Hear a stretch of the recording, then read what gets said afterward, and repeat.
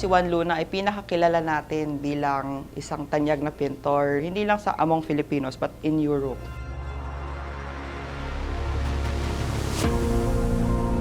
Remember, Juan Luna was also part of the Ilustrados with Jose Rizal, and they were the ones who instigated our desire for freedom.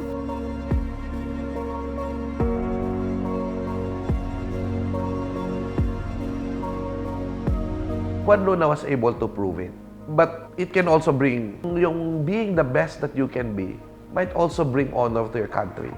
And you become part of the national development. Pero, we have to learn from his mistakes. How do you deal with downfall? How do you deal with frustration? How do you deal with personal crisis? Violence will not help you. Bigay natin kay Juan Luna yung tamang lugar niya sa ating kasaysayan bilang tagapag-ambag sa pagbabago at sa pagbubuo ng bansang Pilipinas.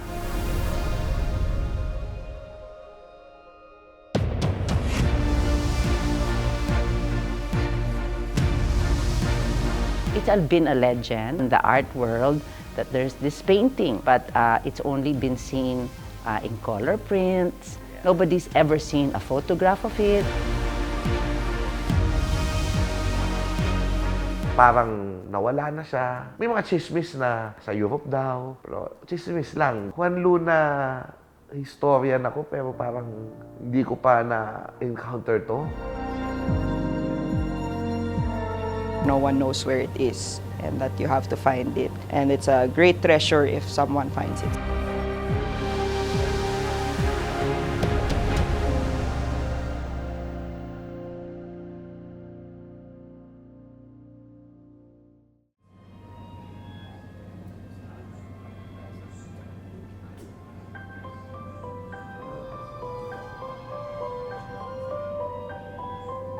Bayani, alagad ng sining, Pilipinong nagdala ng karangalan sa bansa.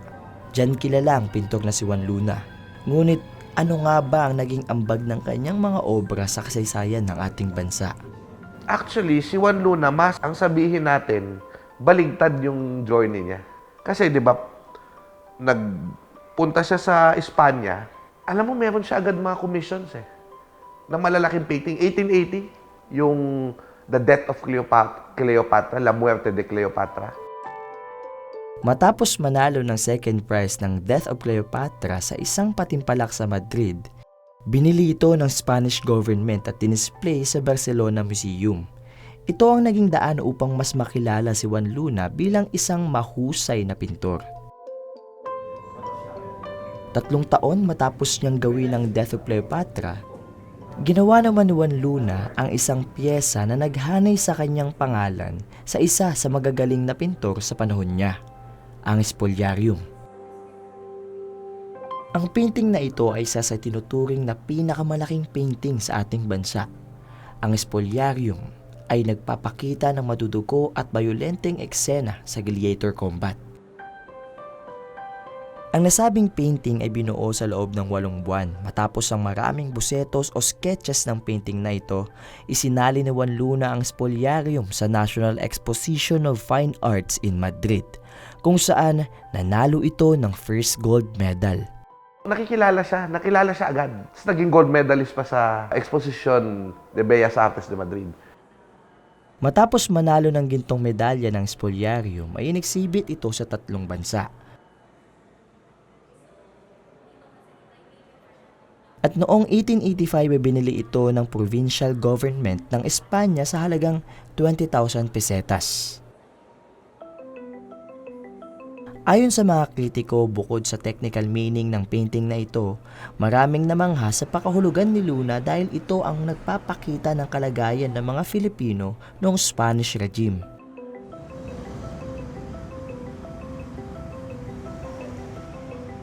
Para mas maintindihan at makita ko ng aktwal ang piyesang ito ni Juan Luna, ay binisita ko kung saan ito nakalagak. Kasalukuyan itong may kita sa itinuturing na tahanan ng iba't ibang painting collections ng ating bansa, ang National Museum of Fine Arts. Pagpasok mo pa lamang sa National Museum of Fine Arts ay bubungad sa inyo ang itinuturing na largest painting in the Philippines at isa sa pinakamahalagang obra sa kultura at kasaysayan ng Pilipinas, ang Spoliarium.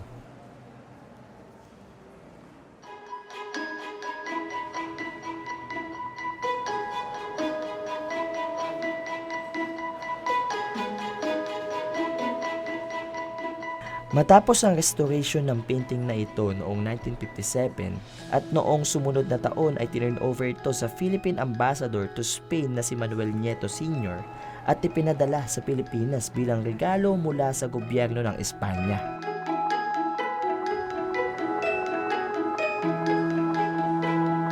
Nang makita ko ng personal ang Spoliarium, hindi ko maiwasang mamangha.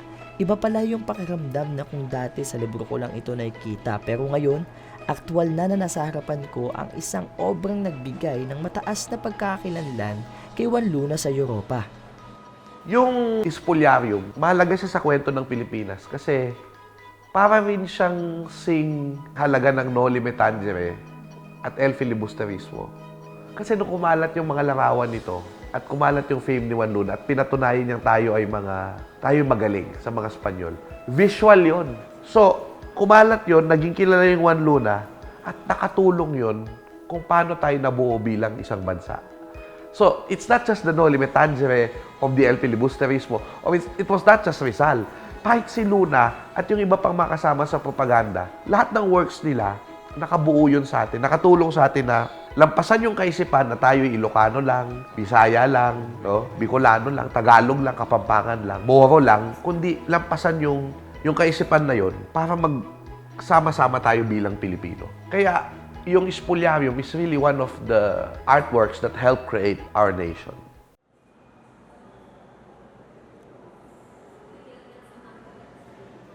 Bukod sa makasaysayang Spoliarium, dahil andito naman ako sa National Museum ay dinaanan ko na rin yung iba pang mga obra ni Juan Luna.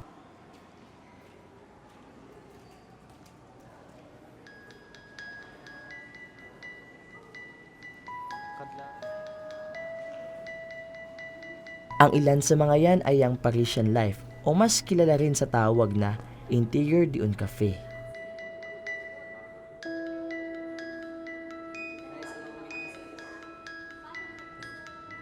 Ang painting na ito ginawa ni Juan Luna noong siya ay nasa Paris, France mula noong Oktubre 1884 hanggang Pebrero 1893. Isa sa mga napansin ko sa painting na ito ay mas lighter ang kulay at mood nito. Malayo ito sa kulay at mood ng Spoliarium.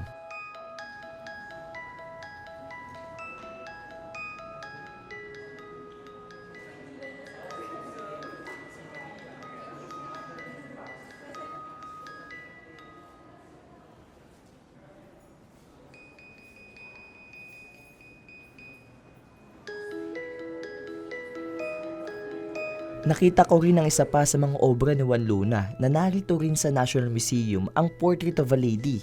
Ang obrang ito ay umani ng iba't ibang mga kontribusyon na komento.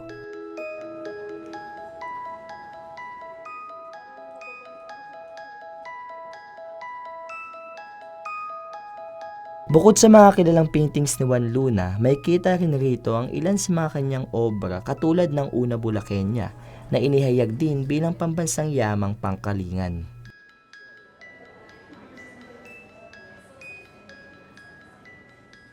May kita rin rito ang portrait ni Juan Luna na ipininta ng kanyang matalik na kaibigang si Felix Resurrección Hidalgo bilang kanyang regalo kay Luna bago ang kanyang kasal.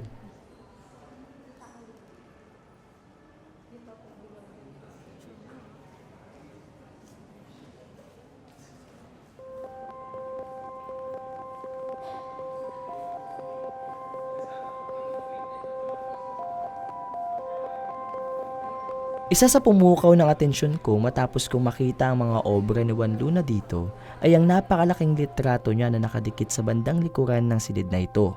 Ang narawang ito ay kuha sa labas ng studio ni Luna sa Paris.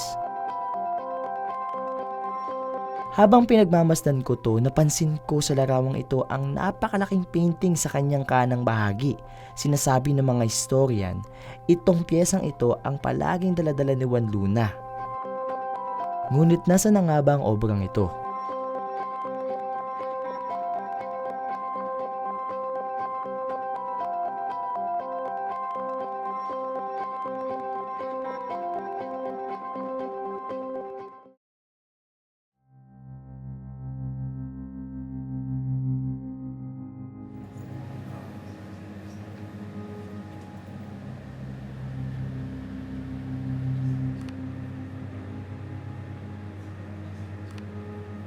Ang himen o himine ay kilala rin sa tawag na boda romana.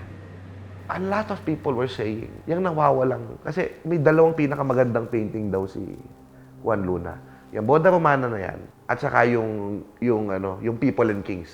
Doon yung pinakamagandang painting niya na yun, according to the critics. For the longest time, parang nawala na siya. May mga chismis na sa Europe daw, pero chismis lang. Juan Luna, historian ako, pero parang hindi ko pa na-encounter to. Hindi mo naman siya na-appreciate kasi black and white, nasa libro, boseto, tsaka yung mga sketches. Yan yung naiwan sa National Library natin eh. Wala tayong buong painting.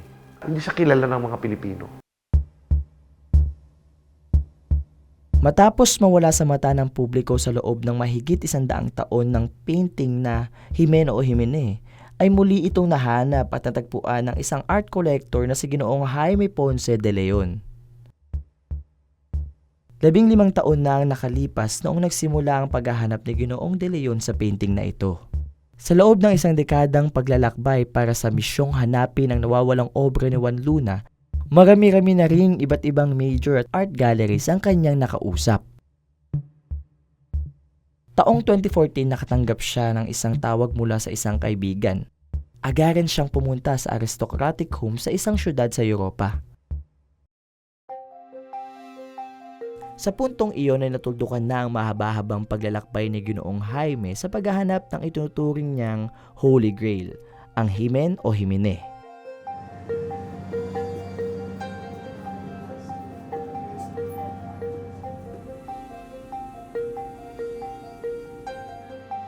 Noong 2017 ay matagumpay na naibalik ito sa Pilipinas kung saan naimbak sa pribadong pasilidad sa ating bansa hanggang Oktubre 2022.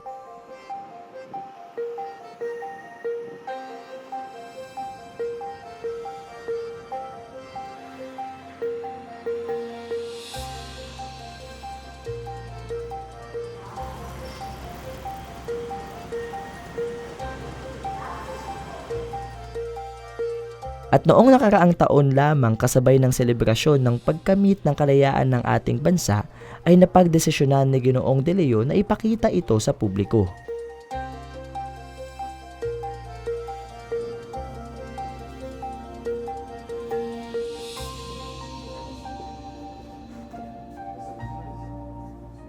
Sa kasalukuyan, ang painting na ito ay nakalagak sa Ayala Museum. Noong June 12 noong nakaraang taon ay binuksan ang exhibit na may pamagat na Splendor, Juan Luna, Painter as Hero.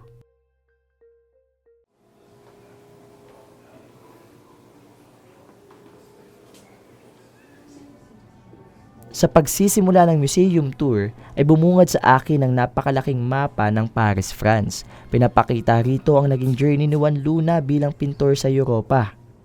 Ang una po nating makikita dito sa exhibition ay ang introduction para sa exhibition na to. Actually, isa lang pong painting ang naka-feature sa exhibition na ito.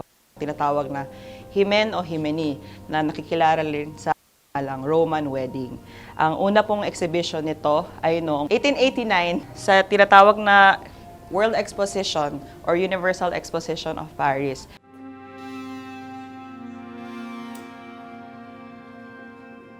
Makikita rin dito sa Splendor exhibit ang iba't ibang kopya ng pahayagan sa Espanya kung saan naging laman ang istorya at karera ni Juan Luna. Isa ito sa mga pinakatanyag na newspaper on art sa Spain nung panahon na yon. At ang front cover ay mismong si Juan Luna.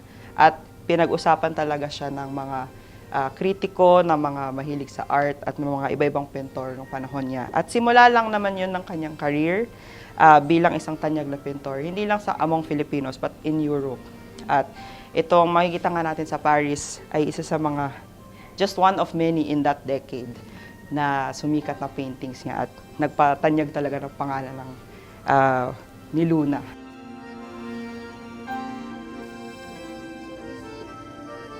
Sa pangatlong kwarto, may kita ang mga study sketches ni Juan Luna kung paano niya inaaral ang ancient Rome at classical arts na pangunahing tema sa kanyang pyesa.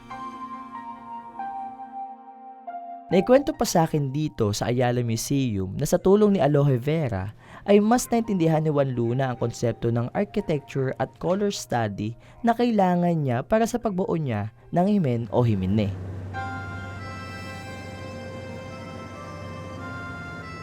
So pagkatapos po ng ating unang 3 rooms, nandito na po tayo sa isang hallway na malapit na po natin makikita yung painting.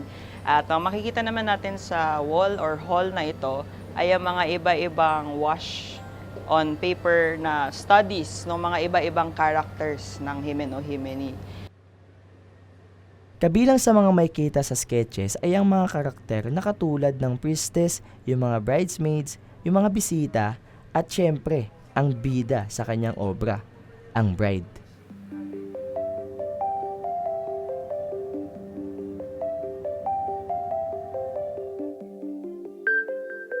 Sa bahaging ito ng exhibit, sobra akong namangha dahil nabigyan ako ng pagkakataon na masilip kung paano nga ba binuo ni Juan Luna ang isa sa kanyang makasaysayang obra.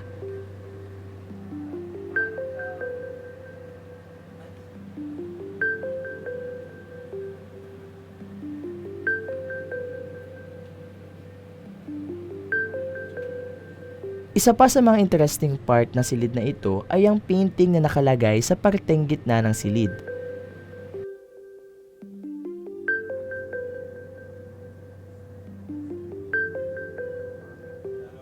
Ito ang pinakasikat na sketch o study painting ni Luna, ang Sueños de Amor. Tungkol ito sa kanyang asawa na si Paspardo de Tavera. At sa likurang bahagi ng painting na ito ay mayroon pang isang sketch ng bridesmaid na may kita rin sa painting na himen o himene. Pagkatapos ko masilayan ng sketches ni Juan Luna ay magtutungo na ako sa silid kung saan nakalagak ang painting na himen o himene.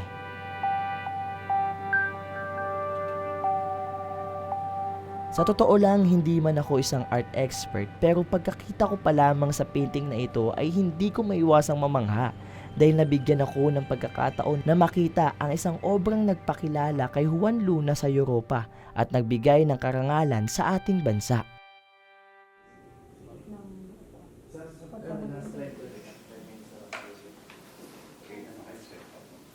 Isa pang napansin ko na mayroong pagong sa eksena ng kasal. Ipinapakita raw dito yung galing ni Juan Luna sa paggamit ng simbolo. Dahil nabanggit sa akin kanina na ang pagong na ito ay nangangahulugang love and fertility.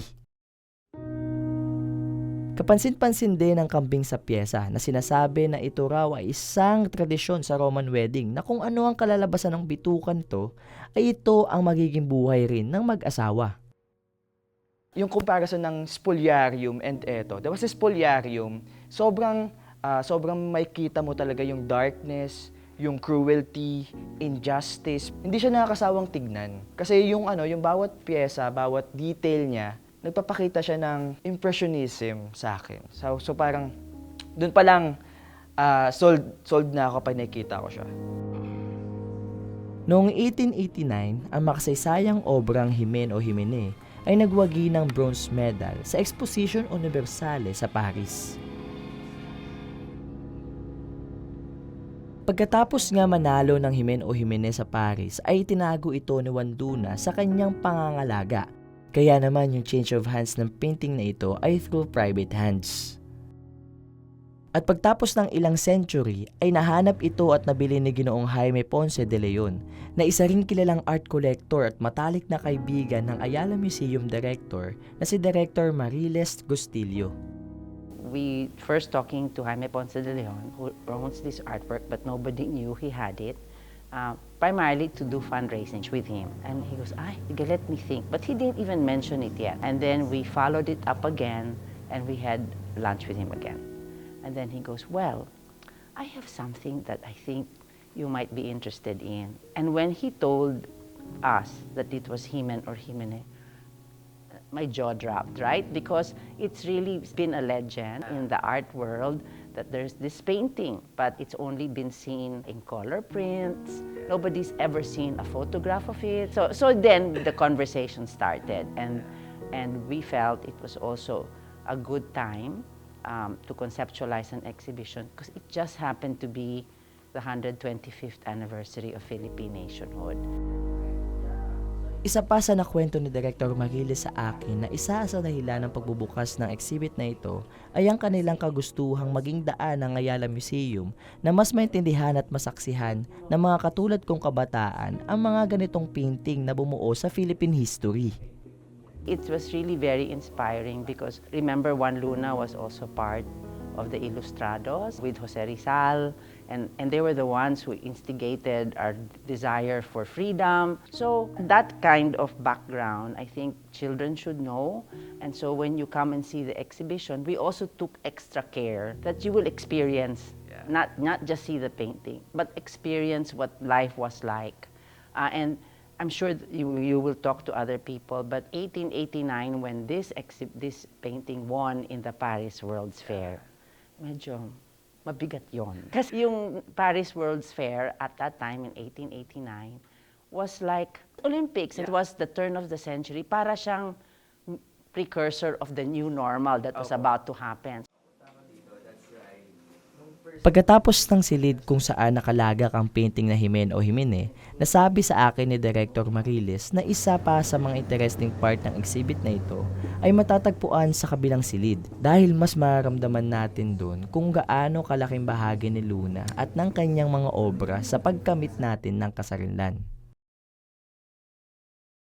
Nandito tayo sa kwarto kung saan sumisimbolo sa maraming bagay during the times of chaos ng mga Pilipino, especially during Spanish regime. Kung mapapansin ninyo, yung kwartong to, dumana siya ng distraction and pagkasira ng mga paligid. Like for example, eto, may mga cracks siya, yung sahig may mga cracks din, and sa bawat cracks at sa bawat pagitan ng mga bato, may mga umuusbong na halaman.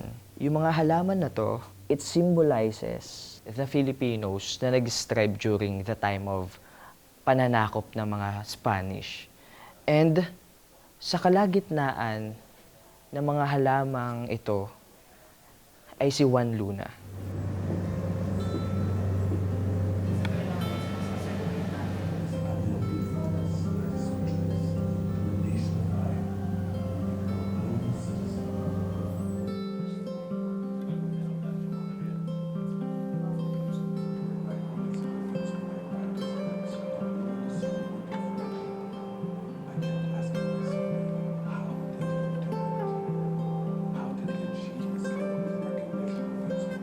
Sa huling bahagi ng Splendor Exhibit ay mayroong mini-documentary. Dito masasaksihan ng mga bibisita ang naging journey ni Ginoong Jaime de Leon sa paghahanap ng painting na ito.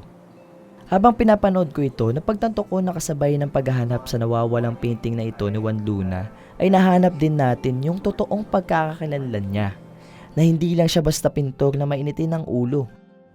Siya yung pintor na isa sa nagpalaganap ng galing ng isang tinuturing na Indio ng ibang bansa noon, na mayroong talento at maipagmamalaki ang isang Filipino sa anumang larangan, lalo na sa larangan ng pagpipinta. Kaya lalo pa akong napaproud bilang isang Filipino.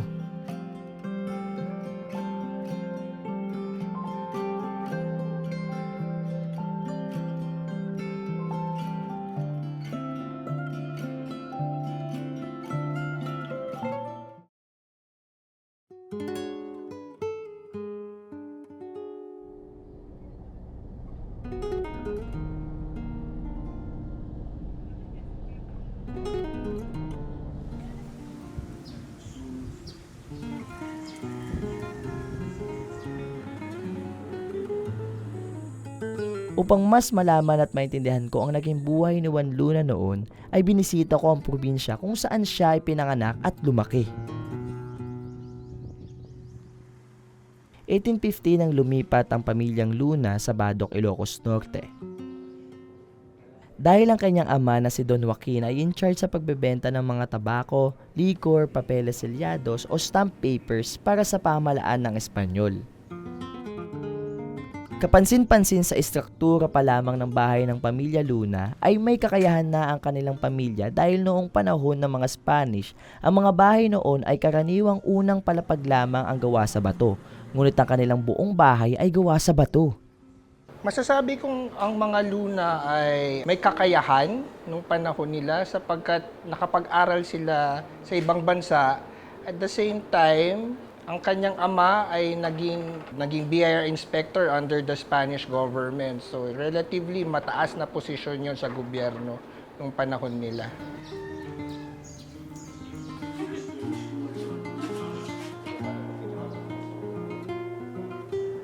Just like any other Filipino tradition, very tight sila. Ang isa nga sa mga madalas naming kwento, pag nakita natin yung size ng kanilang atay bed, maybe one of the reasons is tabi-tabi silang natutulog. Figuratively, yan ang isa sa mga nakikita kong description sa pagiging nila, tight.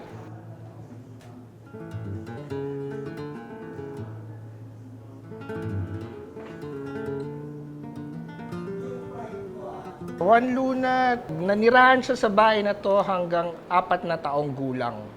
So relatively, when we speak of yung formative years ng isang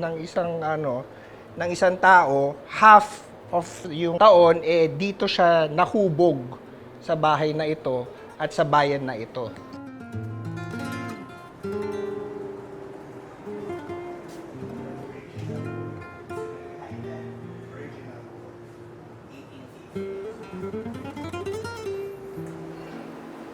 Just like any other bayani natin, kagaya nila Jose Rizal, among others, feeling ko namulatan nilang hindi pagkapantay-pantay under the Spanish colony.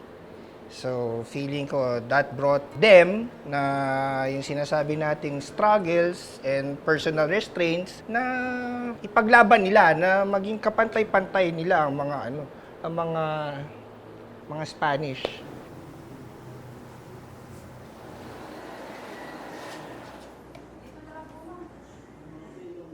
Since very tight ang Luna family, from the parents to the siblings, kahit 4 lang sila na pinanganak dito, feeling ko yun ang nang hubog sa kanila, na despite staying abroad, mahalaga sa kanila ang pagiging Pilipino nila.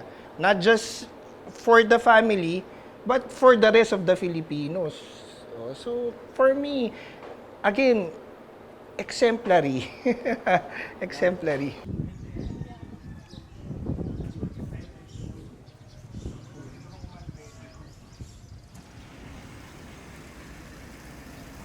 Ang bahay na ito ay naitayo noong 1850. Tumira ang buong Luna family dito hanggang 1861. In 1861, the same year, nasunog. Sad to say, totally abandoned siya until 1977. It was actually spearheaded by then First Lady Imelda Marcos, kaya na-restore to its originality.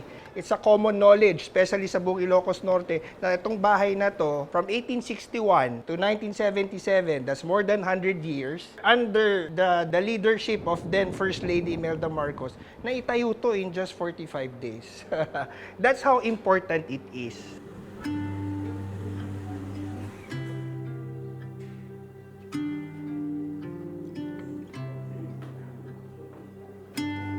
Sa kasalukuyan, ang bahay na ito ay nagsisilbing museo ni Juan Luna at Antonio Luna.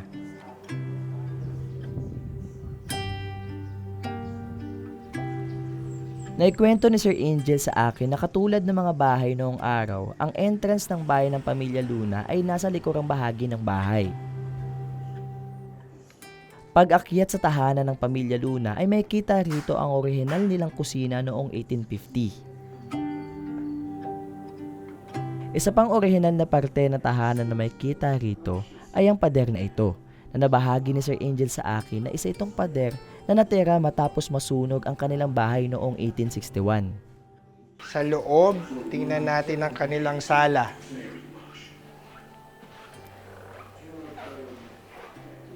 Nara flooring, bahagi ng restoration in 1977. Ito ang kanilang kwarto kung saan natin makikita na isa silang mayamang pamilya. Ang original atay bed, mga muebles, kamagong Nara old hardwoods. Naibahagi sa akin ni Sir Angel na orihinal na pamamay-ari ng pamilya ang atay bed na matatagpuan sa silid na ito. Ito ay mula sa ancestral house ng pamilya sa Binondo, Manila.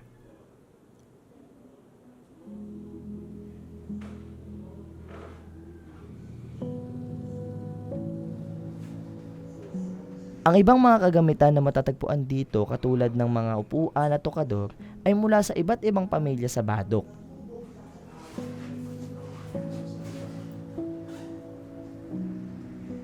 Pagbaba naman sa unang palapag ay matatagpuan dito ang iba't ibang bagay patungkol kay Juan Luna. May kita rito ang isa sa main highlight ng museo, ang karatulang mayroong nakasulat na Yo soy de Filipinas, Badoqueño, na nangangahulugang I'm from the Philippines, Badoqueño. Nung panahon nila, etong palapag na to is practically para sa mga komersyo. Since one of the primary products ng mga Ilocano back then was yung tobacco. And yun nga yung yun ang minamanage ng father, ama ni Juan Luna. So dapat insulated siya. So mapapansin nyo, ang unique sa identity ng museo ni Juan at Antonio Luna is yung pagiging two-story brick house niya. Oh. So in essence, ang first floor kaya naging bricks is because of the insulation for the monopoly product. Narito rin ang replika ng ilan sa mga notable paintings ni Juan Luna, tulad ng Parisian Life, El Pacto de Sangre, ang Jimen o Jimene at ang Spoliarium. Isa pang umagaw ng pansin ko ay ang mga lumang paleta at pinsel ng mga kaibigan ni Juan Luna na si Felix Resurrección Hidalgo. Andito rin ang mga paleta ng kanyang mga naging estudyante. Paglabas naman sa museo ay matatagpuan dito ang isa pa sa pinagmamalaking highlight ng museo, ang mga abel na nakalagay sa mga bintana ng bahay. Part of the story, of course, the Spanish galleon, mga Ilocano abel ang ginamit nila to set sail. Oh. So parang ina-highlight lang namin ang Ilocanos, especially Juan Luna. Bukod pa sa mga nakita nating orihinal na pader sa loob ng museo, ay may isa pang orihinal na pader dito sa labas. Naibahagi sa akin ni Sir Angel na ito ang nagsilbing kritikal na parte dahil itong pader na ito ang nagsilbing guide para sa ginawang restoration.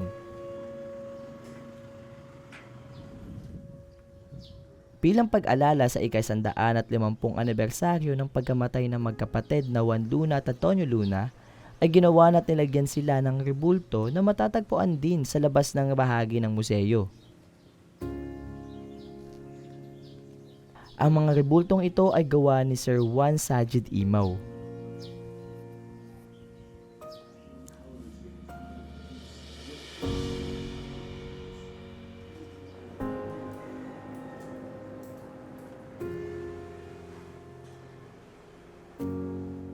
Nakakatuwa na mayroong mga ganitong museo lalo na para sa mga kabataang katulad ko na nagpapaalala sa mga Filipinong nagsilbing bayani. Ito rin ang sumisimbolo na huwag nating kalimutan ang kanilang mga nagawa at naambag sa ating bansa.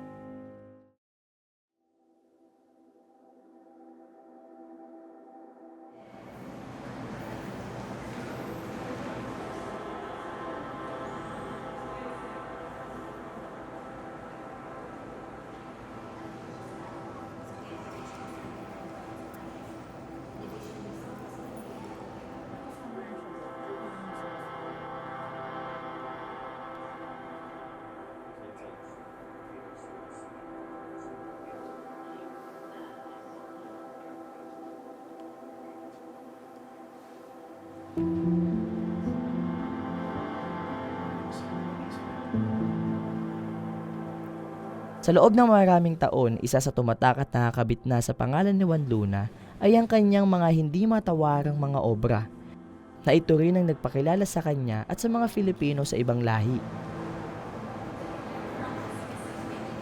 Ngunit kadikit din ng mga maganda niyang mga nagawa ay ang madilim na personal na krisis na kanyang hinarap. Luna made the decision to move to Paris because Paris was considered the center, yes, the center of art. When Juan moved to Paris in 1884, that's where he would meet Paz. The two fell in love, and 2 years later, they were wed. So I think we also see in the notes of Luna, in his epistolario, that he described the early years of his married life as being very busy. He describes the joyous chatter of his son. So I think it's typical, right, of many families. The early years, there's a lot of coping, there's a lot of joy as well. Devoted siya kay Paz kasi pinipainting niya si Paz eh. Obsessed siya talaga. Madly in love. At may mga painting na pinapaint niya si Paz, na tulog, in-sketch siya na tulog, pinapaint niya kasama yung mga anak nila. I think madly in love si Luna sa kanyang wife. Nagsimulang magkaroon ng hindi pagkakaunawaan ng mag-asawang Luna at Paz noong namatay ang kanilang bunsong anak na si Bibe. Dahil napansin ni Juan Luna na parang hindi na nagluluksa ang kanyang asawa sa pagkamatay ng kanilang anak dahil ayon kay Luna ay hindi na ito nagsusuot ng itim na damit at naglalagay na rin ito ng mga kolorete sa mukha. So, sinundan niya yung si Paz at nakita yung si Paz pumasok sa isang gusali. Kinatok niya yung gusaling yun. At ang lumabas ay si Monsieur Dusac. That supposed evidence, malay mo ba? Hindi mo naman alam eh, di ba?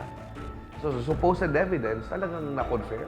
So, to cut the long story short, nagtakot si Juan Luna na nung dumating yung mother-in-law at si Felix Pardo de Tavera, dumating sila sa bahay, sa studio ni Juan Luna, nakukunin na nila yung bata, si Andres Luna. Yun yung nag-trigger sa kanya na ikulong yung mag-iina niya at yung mother-in-law niya. O nagkulong sila doon. No? Pero takot sila kay Juan kasi may baril eh. Pero ang nangyari ay pinasok ni Juan Luna yung CR. Double door eh. Hindi pala nila nasara yung sa pinto sa CR. At binaril niya point blank yung mother-in-law niya at si Paz. Mother-in-law was dead. I think Paz survived for 11 hours. And then she died.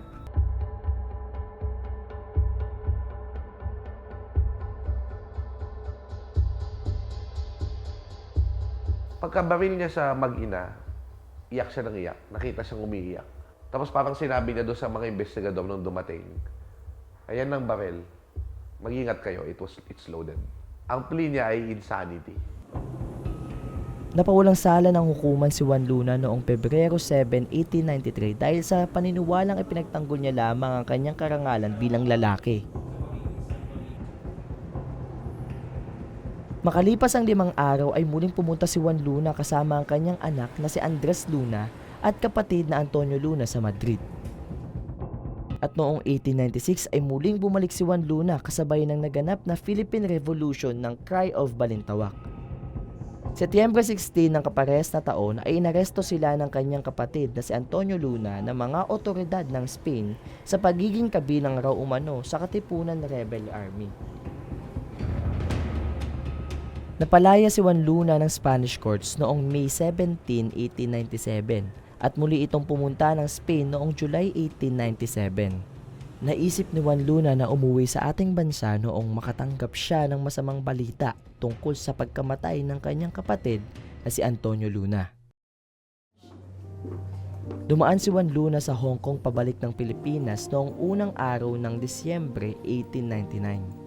At noong 5 ng Disyembre ng parehas na taon ay inatake siya sa puso ngunit naagapan ito ng mga doktor. Ngunit noong 7 ng Disyembre ay muling inatake ang pintor at ito ang kanyang kinamatay. Juan Luna was able to prove it. But it can also bring, yung being the best that you can be, might also bring honor to your country. And you become part of the national development. Pero, we have to learn from his mistakes. How do you deal with downfall? How do you deal with frustration? How do you deal with personal crisis? Violence will not help you. Alam mo yon, parang hindi sagot ang dahas sa mga problema. Ayoko sa cancel culture eh. Hindi ko gusto yung cancel culture na hindi natin nakikita yung kadakilaan ng tao dahil may nagawa siyang mali. I-recognize natin yung mali, pero ibigay natin kay Juan Luna yung tamang lugar niya sa ating kasaysayan bilang tagapag-ambag sa pagbabago at sa pagbubuo ng bansang Pilipinas. Nakakabit man sa pangalan ng pintor na si Juan Luna ang malagim na nangyari sa kanyang buhay, ay dapat matutunan nating mga Filipino ang mga naging pagkakamali niya, ngunit huwag nating kakalimutan ang kanyang mga naging ambag sa pagbuo at pagkamit ng ating kalayaan.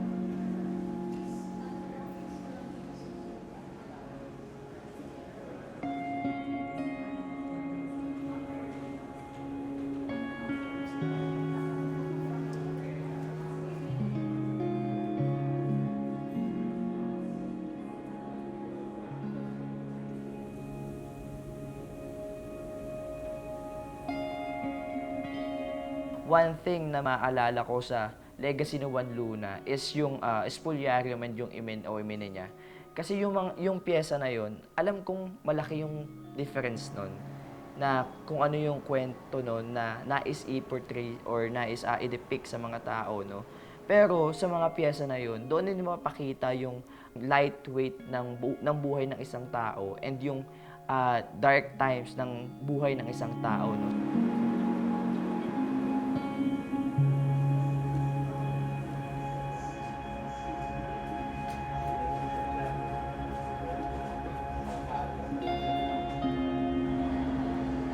Nakatulong siya sa akin na malaman kung sino ba talaga si Juan Luna sa buhay nating mga Pilipino. Kung ano nga ba yung naambag niya sa atin sa mga sa ating kultura and also sa paniniwala natin bilang isang Pilipino. And also, siguro nakatulong din sa akin yung malaman yung background ni Juan Luna, kung saan siya nagmula, kung ano yung way niya na paggawa ng mga arts, kung paano na-express niya yung sarili niya sa paggawa ng pyesa.